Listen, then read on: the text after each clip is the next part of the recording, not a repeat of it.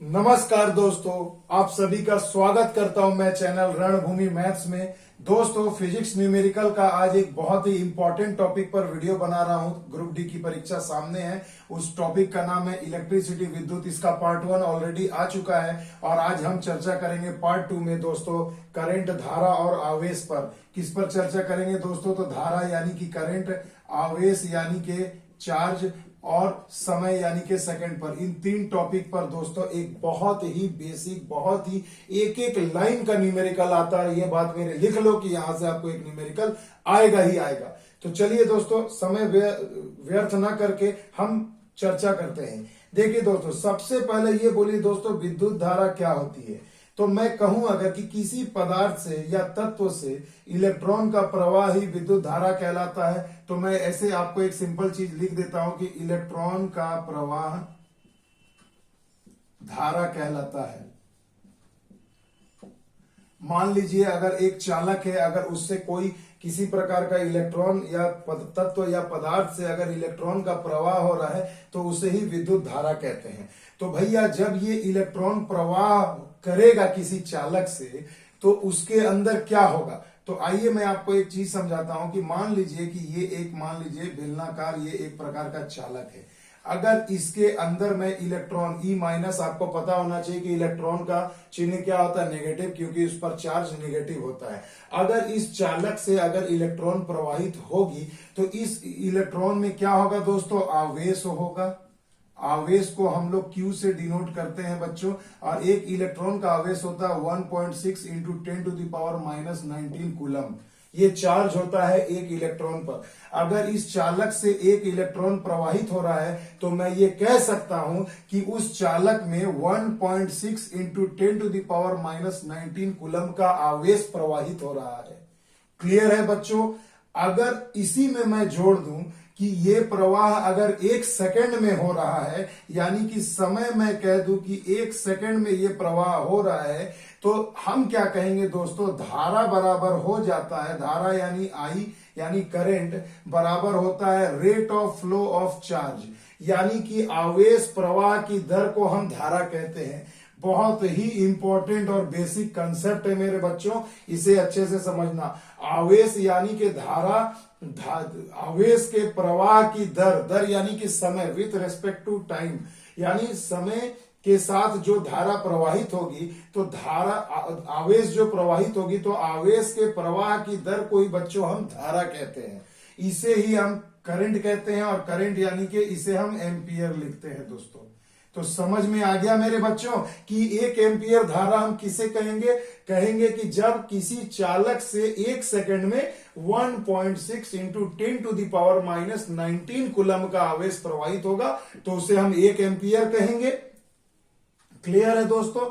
अब मेरे बच्चों, इसी में एक चीज ध्यान दीजिएगा कि अगर मान लो इसी बिंदु से, मान लो कि इस चालक में किसी एक बिंदु से, और एक चीज है मुद्दे वाली, 6.28 इंटू 10⁻18 इलेक्ट्रॉन अगर प्रवाहित होगा तो उसे भी हम क्या कहेंगे?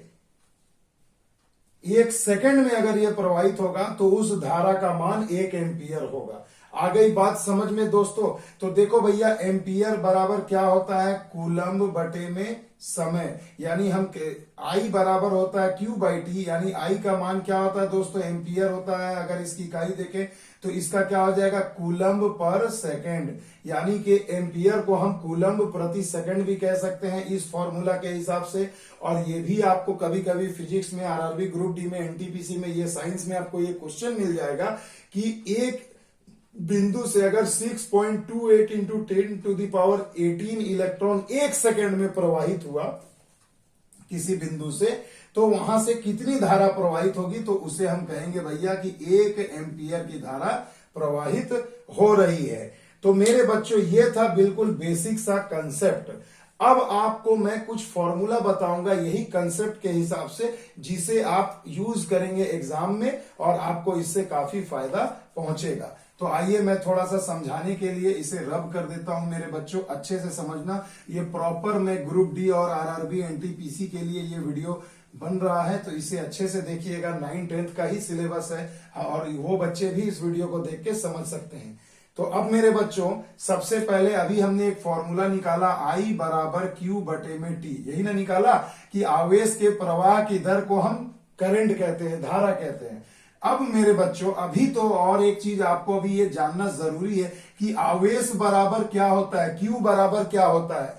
तो मान लीजिए किसी चालक से n इलेक्ट्रॉन बह रहे हैं, कितने इलेक्ट्रॉन दोस्तों, n इलेक्ट्रॉन बह रहे हैं, और हर एक इलेक्ट्रॉन का अगर मान लीजिए कि चार्ज आपको पता है 1.6 इंटू 10⁻⁻19 कूलम, तो जितने इलेक्ट्रॉन है और एक इलेक्ट्रॉन का चार्ज को अगर आप गुणा कर देंगे तो आपको पता चल जाएगा कि वहां से कुल कितना आवेश प्रवाहित हो रहा है। तो इसे मैं लिख सकता हूं कि ये क्या हो गया बच्चों, ये आवेश हो गया, ये n इलेक्ट्रॉनों की संख्या हो गई, और E एक इलेक्ट्रॉन पर अवस्थित क्या हो गया, चार्ज हो गया उसका। क्लियर है मेरे बच्चों। तो कुल आवेश, कुल चार्ज क्या होगा, संख्या गुणे एक इलेक्ट्रॉन का चार्ज। अब जरा इसी को Q बराबर NE को यहां पर पुट कर दो मेरे बच्चों, तो देखो एक और फॉर्मूला आ गया, I बराबर N इंटू E पूरे का बटा T। तो देखो ये यहां पर एक फॉर्मूला, ये दो फॉर्मूला और ये तीन फॉर्मूला आपका बनके तैयार हो गया मेरे बच्चों। अब परीक्षा में आपको इसी तीन फॉर्मूला पर आधारित अनगिनत सवाल पूछे जा सकते हैं, विभिन्न प्रकार से पूछे जा सकते हैं मेरे बच्चों, मगर याद रखना इन तीन फॉर्मूला से बाहर इस टॉपिक पर और कोई न्यूमेरिकल नहीं आएगा आपको। तो याद रखिए यही तीन चीज आपको समझना है। अब आइए मैं पिछले वर्ष आए हुए group D, RRB group D में जितने भी क्वेश्चन आ चुके हैं दोस्तों, मैं आपको आज 8 से 9 वेराइटी कराऊंगा। मेरी बात मानो, बस वो वेराइटी को कर लो, बेसिक कंसेप्ट को समझ लो, आपको इस टॉपिक से कोई भी न्यूमेरिकल आपका मिस नहीं होगा। आइए अब चलते हैं हम क्वेश्चन की ओर। देखिए दोस्तों, आ गया मजेदार क्वेश्चन विद बेसिक कंसेप्ट। कहा गया है किसी बिंदु से 1 सेकंड में इतने इलेक्ट्रॉन प्रवाहित हो रहे हैं, यानी ये क्या है मेरे बच्चों, इलेक्ट्रॉनों की संख्या। तो इलेक्ट्रॉनों की संख्या मैंने बताया ना, n बराबर लिख दो 6.28 इंटू 10⁻18। इतने इलेक्ट्रॉन प्रवाहित हो रहे हैं 1 सेकंड में। सेकंड मतलब क्या दोस्तों, समय दिया t यानी 1 सेकंड। तो कहा गया विद्युत धारा का मान बताएं। अब मेरे बच्चों आप लोग मुझे यह बताओ कि आपको अभी मैंने n है, t है, n और t और विद्युत धारा I पूछा जा रहा है, तो I n t से रिलेटेड मैंने आपको अभी क्या कंसेप्ट बताया कि I बराबर n इंटू ई बटे में t होता है। तो n का मान आपको दे दिया गया 6.28 इंटू 10⁻18, और एक इलेक्ट्रॉन का चार्ज आपको याद करके रखना है बच्चों 1.6 इंटू 10⁻⁻19 कूलम होता है, और ये समय आपको दे दिया गया 1 सेकंड। तो यहाँ ये कूलम हो गया भैया, तो ये कूलम प्रति सेकंड क्या होता है, एम्पियर होता है। एम्पियर आंसर हो जाएगा। और अगर आप इसे सॉल्व करेंगे, गुणा करेंगे मेरे बच्चों, तो आप देखिएगा इसको काट के 1.0048 समथिंग आएगा, यानी कि राउंड फिगर में 1 आंसर हो जाएगा। तो इसका आंसर हो गया 1 एम्पियर, ऑप्शन नंबर बी सही हो जाएगा। ये तो हुआ बेसिक कंसेप्ट। मगर अभी मैंने आपको बताया कि जब किसी बिंदु से प्रति सेकंड 6.28 इंटू 10⁻18 इलेक्ट्रॉन प्रवाहित होगा तो उसकी विद्युत धारा को हम 1 एम्पियर कहते हैं। तो इसे बिन बनाए भी आप परीक्षा में सॉल्व कर सकते हैं अगर आपको बेसिक परिभाषा पता है तो। क्लियर है दोस्तों, आई होप आपको समझ में आ गया होगा। आइए चलते हैं अगले क्वेश्चन की ओर। अब देखिए दोस्तों, बहुत ही मजेदार क्वेश्चन है आपके सामने। एक गैजेट द्वारा 10 मिनट में, देखिए समय दे दिया 10 मिनट, और मुझे पता है कि भैया हम लोग एसआई सिस्टम में मैंने आपको बताया कि कभी भी समय जो है ना हमेशा एक ही इकाई रखिएगा, सेकंड। तो इसे पहले 60 से गुणा करके सेकंड कर लो। अब कहा गया 0.6 एम्पियर की धारा, यानी आई आपको दे दिया है 0.6 एम्पियर की धारा प्रवाहित होती है। तो आवेश क्या होगा, आवेश यानी Q क्या होगा। तो मेरे बच्चों बताओ, Q बराबर मैंने आपको क्या फॉर्मूला बताया था, Q बराबर मैंने आपको बताया था I इंटू टी। तो I का मान क्या है 0.6 एम्पियर लिख लो, और T आपको दिया है 10 गुने 60 सेकेंड। तो एम्पियर पर सेकेंड का मान क्या होता है, अभी देखो मैंने आपको बताया था ना, एम्पियर बराबर होता है कूलम्ब पर सेकेंड। तो कूलम्ब बराबर क्या हो जाएगा दोस्तों, तो एम्पियर गुना सेकेंड बराबर हो जाता है कूलम्ब। तो देखो एम्पियर गुना सेकेंड बराबर, यानी जो आंसर आएगा वो कूलम्ब सी में आएगा। शॉर्ट में हम लोग सी लिखते हैं। तो अब देखो मेरे बच्चों पॉइंट उड़ा दो जल्दी से, 6 के 36 360 कूलम। तो आंसर क्या हो जाएगा, ऑप्शन नंबर सी। अब बताओ मेरे बच्चों, अगर आपको फॉर्मूला पता है तो बताओ उस क्वेश्चन में दम है। यही सवाल ग्रुप डी में दे दिया जाता है और बच्चे परेशान होकर आ जाते हैं। इस बार ऐसा होने नहीं पाएगा, एग्जामिनर भी समझेगा कि किस बच्चे से पाला पड़ा है। आइए बच्चों चलते हैं अगले क्वेश्चन की ओर। देखिए मेरे बच्चों, बस एक ही कंसेप्ट पे सारा का सारा क्वेश्चन सॉल्व करूंगा। एक विद्युत सर्किट से 300 कूलम, अब मेरे बच्चों कूलम सुनते ही ना लिख लेना, Q बराबर 300 C कूलम का आवेश प्रवाहित होता है जब विद्युत धारा कितनी बह रही है, तो करंट आपको दे दिया I बराबर 0.5 एम्पियर। तो बताया गया है कि धारा प्रवाह का समय बताए, समय यानी कि T निकालना है। तो मेरे बच्चों अब आप बताओ Q बराबर क्या फॉर्मूला होगा इन तीनों को लेकर, Q बराबर IT, यही ना फॉर्मूला मैंने आपको बताया है। Q बराबर IT होता है, पूछा गया है T, तो T बराबर क्या होगा, Q बटे में I बराबर T। अब इसका मान बैठा दो, Q का मान कितना है मेरे बच्चों 300 कूलम, और I का मान क्या है 0.5 एम्पियर। अब मेरे बच्चों कुछ भी नहीं करना, जो भी आंसर आएगा सेकंड में आएगा, एक जीरो ऊपर चला जाएगा, 5 से कटा दो, 5 6 30 यानी कि हो जाएगा 600 सेकंड। तो देखो ऑप्शन नंबर बी आपका आंसर हो जाएगा। देख रहे हैं कितने 5-5 सेकंड में बन रहा है दोस्तों, ना कोई ट्रिक ना कुछ भी, बस बेसिक कंसेप्ट साथ रखिए और उड़ाते जाइए सवाल को। आइए चलते हैं अगले क्वेश्चन पे। देखिए मेरे बच्चों क्वेश्चन नंबर 4, और टाइप 4 भी कह सकते हैं आप इसे। एक बल्ब के फिलामेंट से 9 मिनट, जो दिया भैया लिख दो 9 मिनट, 9 मिनट को सेकंड में बदलो तो 9 × 60 सेकंड। देखो जल्दी कर रहा हूं, 0.75 एम्पियर की विद्युत धारा जा रही है, यानी कि 0.75 एम्पियर की विद्युत धारा जा रही है। तो विद्युत आवेश, आवेश पूछा गया है, तो Q बराबर क्या होता है बच्चों I गुना T। I का मान आपको दे दिया 0.75 और T का मान दे दिया है 9 × 60। भैया मेरे गुणा कर दो, जो आंसर होगा वो कूलम में आ जाएगा।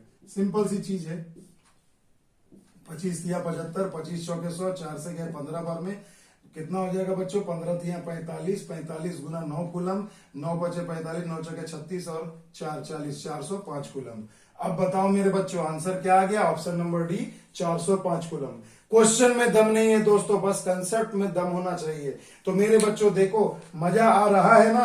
अब एक और क्वेश्चन है, इसे अच्छे से कर लो, बस ये कंसेप्ट आपका कंप्लीट हो जाएगा। देखिए दोस्तों एकदम हाथी का दांत वाला क्वेश्चन है। क्या है दोस्तों, हाथी का दांत वाला क्वेश्चन। एकदम ध्यान से देखना मेरे बच्चों, देखने का कुछ और काम करने का कुछ और। देखो यहां दिया गया, इसी को मैं कहता हूं हाथी का दांत। देखो कहा गया है 10 ओम के प्रतिरोध में से 0.5 एम्पियर की धारा प्रवाहित हो रही, यानी आई आपको दे दिया है 0.5 एम्पियर।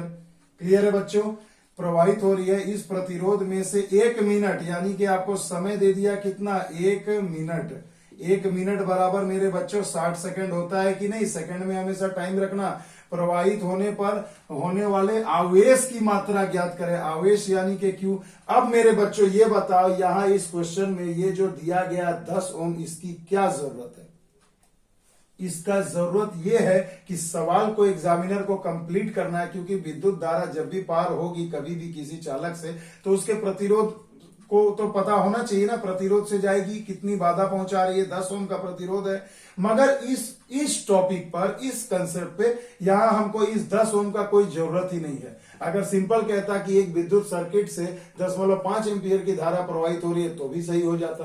तो याद रखिएगा बच्चों, बहुत सारे बच्चे कंसेप्ट की कमी के कारण यहाँ आर के बराबर में सोचने लगते हैं क्या है, कहाँ भिड़ेगा फॉर्मूला, बस इसमें बच्चे उलझ जाते हैं, टाइम व्यर्थ हो जाता है एग्जाम में। तो इसमें मत फंसना बच्चों, हाथी का दांत वाला क्वेश्चन है, याद रखना। तो देखो कुछ भी नहीं करना है मेरे भाई, अब हमको सिंपल यहाँ गुणा कर देना है। Q बराबर क्या होता है I × T। I का मान आपको दिया गया है 0.5 एम्पियर और T का मान दिया गया है 60 सेकेंड। बस गुणा कर दिया, 6 पंचे 30, 300 हो जाएंगे, तो एक पॉइंट इसका जीरो काट देगा, यानी कि आंसर आपका आ जाएगा 30 कूलम। देखो मेरे बच्चों आंसर क्या हो जाएगा, ऑप्शन नंबर है 30 कूलम। अब मेरे बच्चों जाओ गर्दा उड़ा दो परीक्षा में एकदम। इस कंसेप्ट पे कोई भी न्यूमेरिकल देगा, अगर आपको Q बराबर NE और I बराबर Q बटे T और I बराबर NE बटे में T, इससे एक भी न्यूमेरिकल आपका एग्जाम में नहीं छूटने वाला है, ये गारंटी हो गई इस वीडियो को देखने के बाद। ठीक है दोस्तों, अगर मेरा ये वीडियो अच्छा लगे तो जुड़े रहे मेरे चैनल से, रणभूमि मैथ से, और लाइक शेयर एंड सब्सक्राइब करें। जो चैनल पर नए हैं तो प्लीज मेरे चैनल को सब्सक्राइब करिएगा, बेल आइकन को दबा के नोटिफिकेशन ऑन कर लीजिएगा ताकि मैं जो भी वीडियो पोस्ट करूं आपको मिलता रहे। ग्रुप डी में अब की बार एकदम हमें लड़के जाना है, अब की बार ग्रुप डी और एनटीपीसी पार। तो मिलते हैं अगले वीडियो में नए ट्रिक, नए कंसेप्ट, नए लॉजिक के साथ। तब तक के लिए दोस्तों जय हिंद, जय भारत।